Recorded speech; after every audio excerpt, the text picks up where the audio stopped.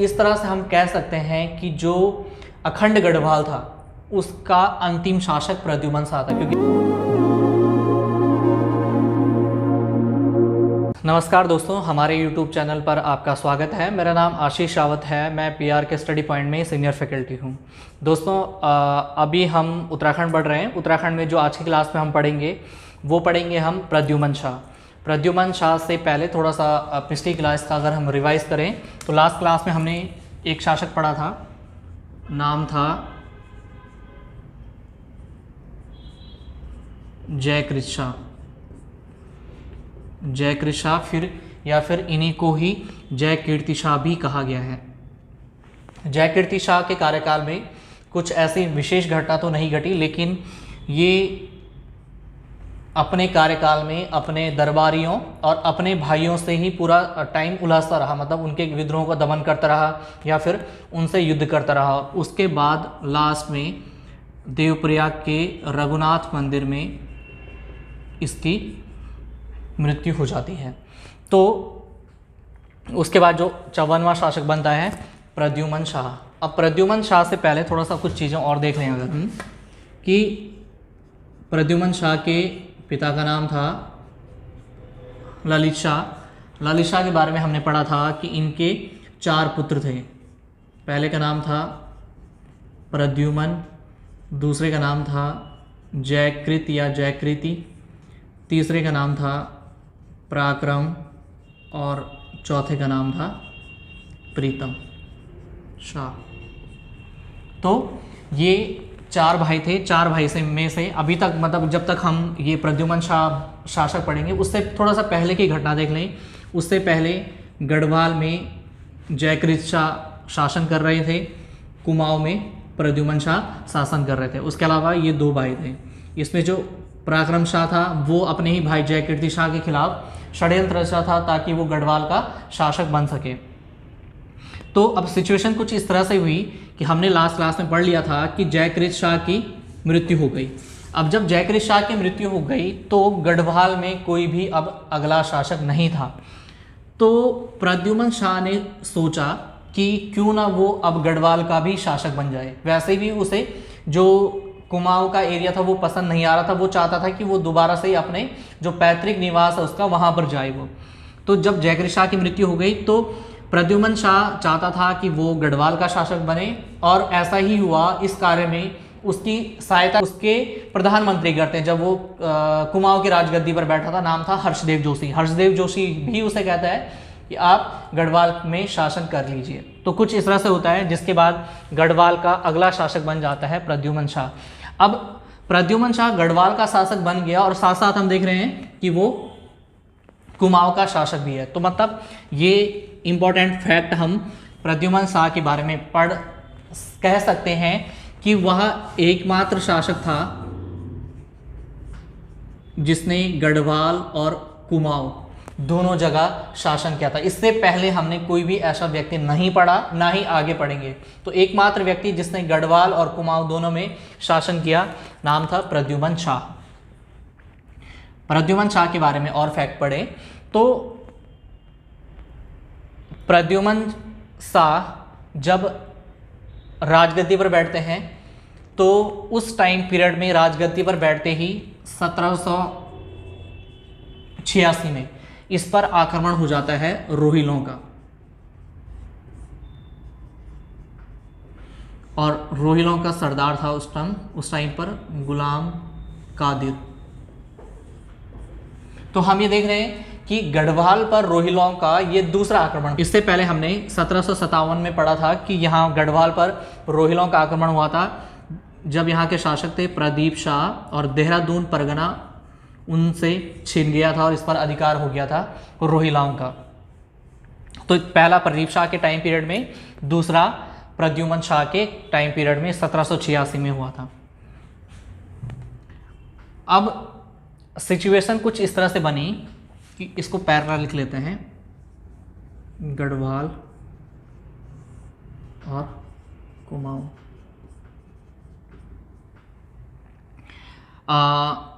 गढ़वाल में शासक थे जयकृत, कुमाऊं में थे प्रद्युमन। जयकृत शाह की मृत्यु हो गई, जिसके कारण जो गढ़वाल वाली सीट थी वो खाली रही और कुमाऊं में अभी भी प्रद्युमन। उसके बाद तीसरी कंडीशन देखें कि प्रद्युमन शाह ने कहा उन्हें गढ़वाल का शासन करना है, तो वो ऐसा ही करते हैं। इसके साथ ही गढ़वाल में शासक हो जाते हैं प्रद्युमन शाह। अब जब प्रद्युमन शाह गढ़वाल में आकर के गढ़वाल के राजा बन गए, तो क्वेश्चन ये था कि भाई अब कुमाऊं की राजगद्दी कौन संभालेगा, क्योंकि पॉसिबल नहीं था कि यहाँ से बैठ करके वो कुमाऊं की राजगद्दी भी संभालें, जिसके कारण जो इनके प्रधानमंत्री थे, नाम था हर्षदेव। हर्षदेव जोशी, इन्हें हरकदेव जोशी भी कहा गया है, वो प्रद्युमन शाह के प्रतिनिधि के रूप में कुमाऊं में शासन करने लग जाते हैं। तो इस तरह से उस टाइम पर सिचुएशन ये थी कि गढ़वाल और कुमाऊं में भले ही शासन प्रद्युमन शाह कर रहे थे, लेकिन कुमाऊं में उनका प्रतिनिधि जो नियुक्त किया गया था वो था हर्षदेव जोशी। तो कुछ टाइम तक शासन सब कुछ अच्छे से चल रहा था, लेकिन जैसे ही इस बात का पता मोहन चंद को चलता है कि भाई जो प्रद्युमन शाह हैं वो कुमाऊं से जा चुके हैं और कुमाऊं में हर्षदेव जोशी शासन कर रहे हैं, तो जो मोहन चंद था वो दोबारा से सेना एकत्रित करके और आक्रमण करता है हर्षदेव जोशी पर। पालीगांव का युद्ध भी कहा गया, जो इन दोनों के बीच में युद्ध हुआ होगा। तो जब हर्षदेव जोशी और मोहन चंद के बीच में आक्रमण होता है, के बीच में युद्ध होता है, तो उसके बाद जो हर्षदेव जोशी थे वो भाग करके चले जाते हैं गढ़वाल में। ये मतलब कि युद्ध हार गए थे, हर्षदेव जोशी युद्ध हार गए थे और मोहन चंद की सहायता उसके भाई लाल सिंह ने भी की थी। ये उसका भाई था लाल सिंह। इन दोनों ने हर्षदेव जोशी के विरुद्ध युद्ध लड़ा। हर्षदेव जोशी युद्ध हार करके और गढ़वाल में आ गए। तो वैसे हमने ये जो मैं ये स्टोरी बता रहा हूँ ये हमने चंद्रवंश में भी पढ़ी है, लेकिन दोबारा से रिवाइज कर लें अगर, तो हर्षदेव जोशी जब गढ़वाल भाग करके आ गए तो कुमाऊं की सत्ता अब पहुंच गई किसके पास? मोहन चंद के पास। उसके बाद जो हर्षदेव जोशी हैं वो यहाँ के राजा प्रद्युमन शाह को बोलते हैं कि हमें दोबारा से कुमाऊं पर आक्रमण करना चाहिए। तो उसके बाद दोबारा प्रद्युमन शाह हर्षदेव जोशी की सहायता के लिए एक सेना भेजते हैं जो कि कुमाऊं पर आक्रमण करती है। उसके बाद ये इनके बीच में मतलब पहला युद्ध था। दूसरा युद्ध होता है मोहन चंद और फिर से मोहन चंद और हर्षदेव के बीच में। पहले युद्ध में विजयी होते हैं ये लोग, और जब इनके बीच में दूसरा युद्ध होता है इस बार मोहन चंद हार जाता है और हर्षदेव जीत जाता है। तो हर्षदेव जब जीत जाता है तो दोबारा से कुमाऊं की सत्ता पहुंच जाती है हर्षदेव के हाथों में। हर्षदेव जब मोहन चंद को हरा देता है तो ये मोहन चंद अभी भी मरा नहीं था, ये जीवित था। लेकिन इसके बाद हम आगे जब कहानी पढ़ेंगे इसके बाद इसका कहीं पर भी वर्णन नहीं मिलता है। ये कहीं मतलब हम ये कहीं खो जाता है, कहा जाता है इतिहास की गहराइयों में कहीं पर खो गया, तो इसके बाद वर्णन नहीं मिलता है इसका। तो हर्षदेव के पास कुमाऊं की राजगद्दी चली जाती है। दोस्तों, जब प्रद्युमन चंद प्रद्युमन शाह बनकर गढ़वाल पर शासन करने लगते हैं तो कुमाऊं की सत्ता सौंप दी जाती है हर्षदेव जोशी के हाथों में, और हर्षदेव जोशी यहाँ पर शासन कर रहे थे। जब इस बात का पता मोहन चंद को चलता है कि प्रद्युमन वापस जा चुके हैं, तो वो एक सेना लेकर के अपने भाई लाल सिंह के साथ हर्षदेव जोशी पर आक्रमण करते हैं। इस युद्ध में हर्षदेव जोशी हार जाते हैं और मोहन चंद और लाल सिंह दोनों भाई जीत जाते हैं। हर्षदेव जोशी जाते हैं श्रीनगर में, प्रद्युमन शाह से सहायता मांगते हैं। प्रद्युमन शाह अपनी एक सेना भेजते हैं हर्षदेव जोशी की सहायता करने के लिए। तो दोबारा से इन दोनों के बीच में युद्ध होता है और दूसरे युद्ध का नतीजा निकलता है कि मोहन चंद जो विद्रोही था वो हार जाता है और हर्षदेव जीत जाते हैं। जब हर्षदेव जीत जाते हैं तो अभी उन्हें पता था कि मोहन चंद मरा नहीं है, वो भाग जाता है, दोबारा से आक्रमण करेगा। इसलिए वो शिव सिंह रौतेला नामक एक व्यक्ति को शिवचंद नाम से कुमाऊं की राजगद्दी पर बिठाते हैं, जो शिवचंद हर्षदेव जोशी के हाथों की कठपुतली माना जाता है। तो ये अब दूसरे युद्ध में शासक बन चुका था। इसके बाद मोहन चंद तो कहीं गायब हो जाता है, लेकिन उसका भाई तीसरी बार लाल सिंह एक सेना लाता है और तीसरी बार जब इनके बीच में युद्ध होता है तो इस युद्ध में भी हर्षदेव जोशी और शिवचंद विजयी होते हैं। इसके बाद जो लाल सिंह हैं वो दोबारा से संपर्क करता है गढ़वाल के राजकुमार पराक्रम शाह से, जो गढ़वाल की राजगद्दी पर बैठना चाहता था। तो पराक्रम शाह लाल सिंह की सहायता करते हैं और ये दोनों मिलकर के युद्ध करते हैं शिवचंद या हर्षदेव जोशी पर। तो जब ये युद्ध होता है, इस युद्ध में पराक्रम शाह और लाल सिंह जीत जाते हैं और हर्षदेव जोशी हार जाता है और ये दोबारा से भाग जाता है गढ़वाल प्रद्युम्न शाह के पास में। तो इस बार पराक्रम शाह ना लाल सिंह को राजगद्दी पर बिठाता है ना स्वयं राजगद्दी पर बैठता है। वो क्या करता है कि जो ये मोहनचंद था, हमने पहले पढ़ा था कि मोहनचंद था, ये मोहनचंद कहीं गायब हो गया था। मोहनचंद का पुत्र था महेंद्रचंद। तो कहा गया कि पराक्रम शाह ने महेंद्रचंद से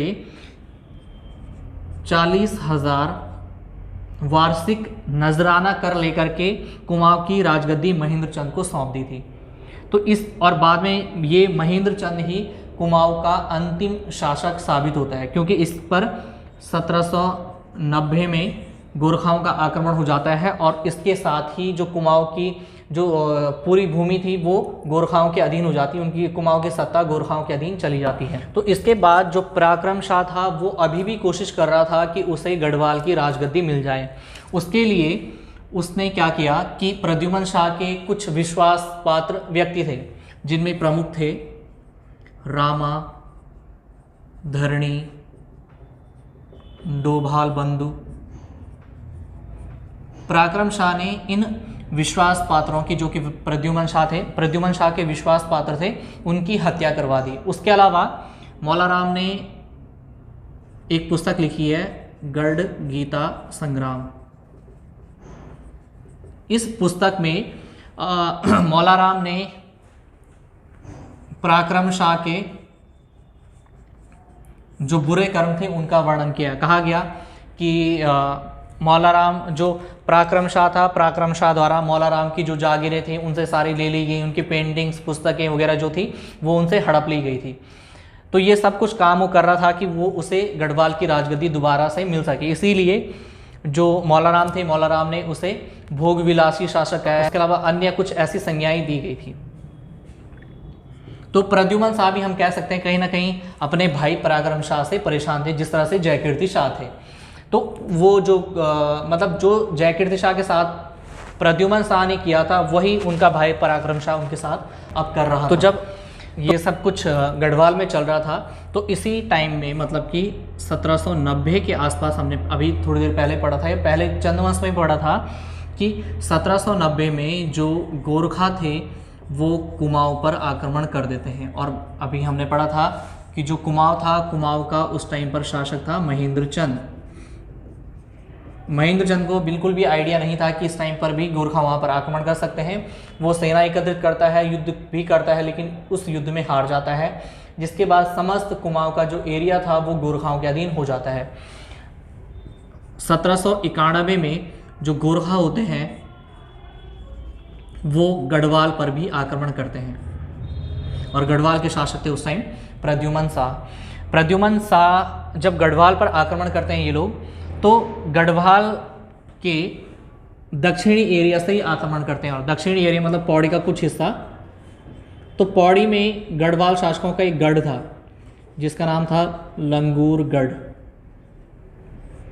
तो लंगूरगढ़ से होते हुए गोरखा गढ़वाल पर आक्रमण करना चाहते थे, लेकिन लंगूरगढ़ में जो सैनिक नियुक्त किए गए थे उन्होंने गोरखाओं को आगे बढ़ने ही नहीं दिया। काफ़ी समय गुजर गया, गोरखा सैनिक अभी भी लंगूरगढ़ किले के बाहर ही खड़े थे। लेकिन इस दौर में, इसी टाइम में क्या घटना घटती है कि जो गोरखा थे, इन गोरखा लोगों पर चीन का आक्रमण हो जाता है और मजबूरन इन्हें यहाँ से वापस अपने एरिया नेपाल में जाना पड़ता है। लेकिन नेपाल में जाने से पहले पहले ये राजा प्रद्युम्न शाह के साथ एक संधि कर लेते हैं। उस संधि को जाना जाता है लंगूरगढ़ की संधि, और ये 1792 में हुई थी। लंगूरगढ़ की संधि में कहा गया कि राजा प्रतिवर्ष लगभग 3000 रुपये गोरखाओं को कर देंगे, जिसके बदले में गोरखा दोबारा से कभी भी गढ़वाल पर आक्रमण नहीं करेंगे। राजा के पास, वैसे राजा पहले से ही परेशान थे, उनके भाइयों ने परेशान कर रहे थे। उसके अलावा जो दक्षिणी हिस्से थे वहाँ पर, जो देहरादून वाला परगना था, वहाँ पर बार बार जो तराई भाबर के डाकू थे वो आक्रमण कर रहे थे। तो उन्होंने सोचा कि इस युद्ध का मतलब बार बार गोरखाओं के साथ युद्ध करने से बढ़िया है उसे एक बार ही निपटारा कर दिया जाए और उनके साथ वो लंगूरगढ़ की संधि कर लेते हैं। तो ये मामला यहीं पर समाप्त हो जाता है। उसके बाद दौर आता है 1795 का। 1795 में कहा गया गढ़वाल में एक भीषण अकाल आता है, भीषण अकाल पड़ता है, लोगों में भुखमरी फैलने लगती है। तो इस अकाल को इतिहास, उत्तराखंड के इतिहास में इक्यावनी बावनी भी कहा जाता है। इसका रीज़न ये था कि अगर हम 1795 को विक्रमी संवत में कन्वर्ट करें तो वो 1851-52 निकलता है, इसीलिए इसे इक्यावनी बावनी के नाम से भी जाना जाता है। तो ये राजा के साथ फिर और बुरा होने लगा और इसके बाद जो सबसे प्रमुख घटना घटती है वो 1803 में घटती है। 1803 में गढ़वाल क्षेत्र में एक बहुत भयावह भूकंप आता है और मौलाराम के अनुसार इस भूकंप के बाद गढ़वाल में केवल 20 से 25% लोग ही जीवित रह गए थे। अब जब गढ़वाल में भूकंप आता है तो इस बात की खबर गोरखाओं को लगती है। तो गोरखा क्या करते हैं कि इस लंगूरगढ़ की संधि का उल्लंघन करते हुए वो 1803-4 में गढ़वाल पर आक्रमण करते हैं।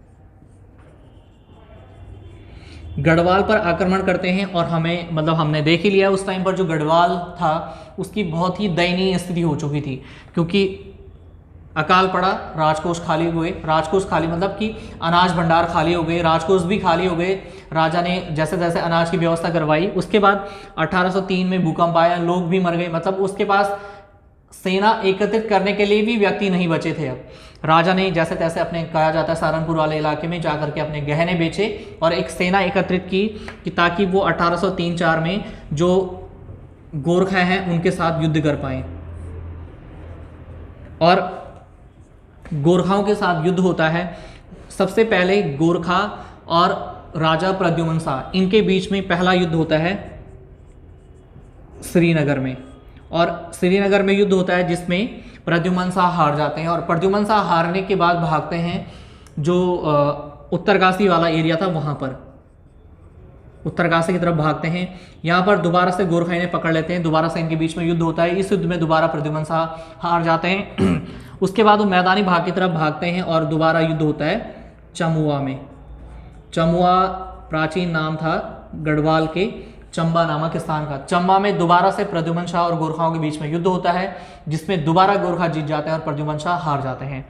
उसके बाद ये इनका जो अंतिम निर्णायक युद्ध होता है वो होता है खुड़बुड़ा में, और खुड़बुड़ा पड़ता है वर्तमान के देहरादून में। देहरादून के खुड़बुड़ा नामक स्थान में गोरखाओं और प्रद्युम्न शाह के बीच में अंतिम निर्णायक युद्ध होता है और इस युद्ध के बाद 14 मई 1804 के दिन जो प्रद्युम्न शाह थे, प्रद्युम्न शाह वीरगति को प्राप्त हो जाते हैं। तो इस तरह से प्रद्युम्न शाह की भी मृत्यु हो जाती है और कहा जाता है कि उनकी मृत्यु के बाद जो गोरखा थे राजकीय सम्मान के साथ हरिद्वार में उनका अंतिम संस्कार करते हैं। तो इनकी बात करें हम यहाँ पर, तो प्रद्युम्न शाह भी अब वीरगति को प्राप्त हो गए, जयकृत शाह मारे जा चुके थे, पराक्रम शाह कहीं गायब हो गए थे, इनका बाद में पता नहीं चला कि ये कहाँ गए। और जो गोरखा थे, गोरखा प्रीतम शाह जो कि प्रद्युम्न शाह के भाई थे, प्रीतम शाह को अपने साथ नेपाल लेकर के चले जाते हैं।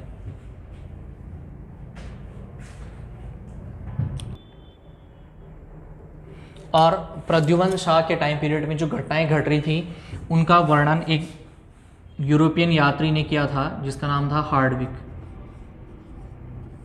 1796 के आसपास ये गढ़वाल के दौरे पर आए थे। तो इस तरह से हम कह सकते हैं कि जो अखंड गढ़वाल था उसका अंतिम शासक प्रद्युम्न शाह था, क्योंकि इसके बाद हम पढ़ेंगे कि यहाँ पर अब क्योंकि हमने देखा है कि 1804 में गोरखाओं का यहाँ पर अधिकार हो जाता है और इसके साथ 1790 और 1804, 1790 के कुमाऊं, 1790 में कुमाऊं वाले एरिया पर गोरखाओं का अधिकार हो जाता है और 1804 में गढ़वाल वाले इलाके में गोरखाओं का अधिकार हो जाता है। तो इस तरह से हम कह सकते हैं कि जो पूरा का पूरा उत्तराखंड था वो गोरखाओं के अधीन आ जाता है। और उसके बाद गढ़वाल के शासकों को हम पढ़ेंगे आगे, उनकी सत्ता वापस मिलती है, लेकिन वो पूरे अपने एरिया को प्राप्त नहीं कर पाते हैं, जो टिहरी वाला इलाका था केवल उसे ही प्राप्त कर पाते हैं। तो इस तरह से अगर एग्जाम में क्वेश्चन पूछा जाता है कि अखंड गढ़वाल का अंतिम शासक कौन था, तो आंसर होगा प्रद्युमन शाह। और नॉर्मली अगर पूछा जाए कि गढ़वाल का अंतिम शासक कौन होगा, तो आंसर होगा मानवेंद्र शाह। तो वहाँ पर अखंड शब्द का आपको ध्यान रखना है कि वहाँ पर क्वेश्चन में क्या पूछा जा रहा है। तो इस तरह से आज की क्लास में हम इतना ही पढ़ेंगे। तो दोस्तों, अगर आपको हमारी क्लासेस अच्छी लगती हैं तो हमारे चैनल को लाइक, शेयर और सब्सक्राइब करें।